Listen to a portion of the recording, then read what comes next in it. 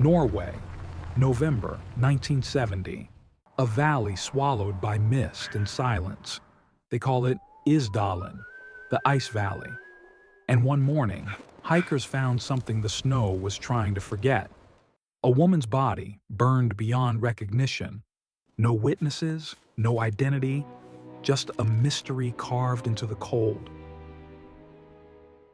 It was Sunday, November 29th.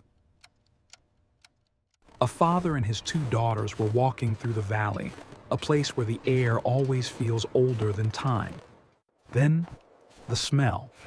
Oil, smoke, and something human. They followed it to a small clearing, and there she was. A woman lying on her back, burned, her arms positioned strangely at her sides. Around her, bottles of gasoline, a packed lunch, a broken umbrella, and fragments of clothing without labels. No ID, no wallet. Even the tags on her clothes had been carefully cut out.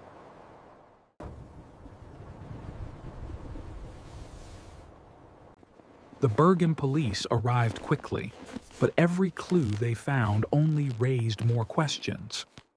Her fingerprints were sent to Interpol. No match. Her dental work? Expensive and unusual, suggesting she had traveled through Europe, maybe even the Middle East. Her body showed signs of sleeping pills and carbon monoxide poisoning.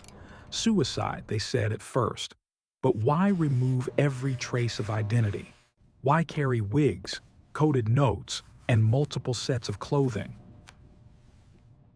Days later, investigators found two suitcases in a train station locker in Bergen. Inside, clothes from several countries, a prescription bottle with the label scratched off, and a notebook filled with numbers and letters. At first, the notebook made no sense. But when decoded, it turned out to be a record of her travels, cities, dates, hotel room numbers. She had checked into hotels across Norway using fake names: Genevieve Lancier, Claudia Tielt, Vera Schlosseneck, different nationalities, different accents, always traveling alone.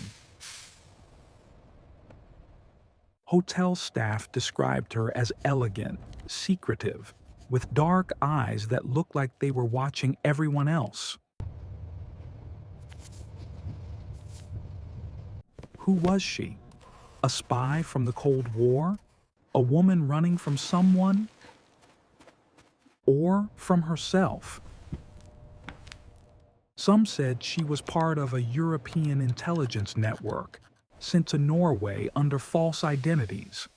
Others believed she was an art dealer or smuggler, involved in something far stranger. There was even talk of UFO cults in secret experiments. Wild, yes, but that's what happens when truth refuses to surface.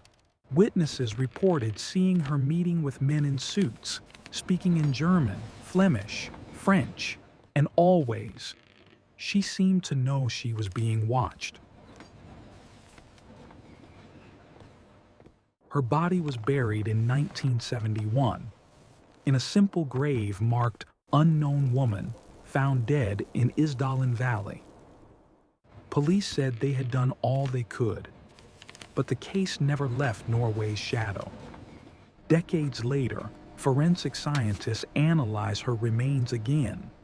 Her teeth and bones revealed traces of radioactive isotopes, clues that suggested she had lived in multiple countries as a child. Still, no match, no name. All that remains are the fragments, the burnt valley, the empty passport, and the haunting image of a woman who erased herself from history. Some mysteries scream. This one whispers.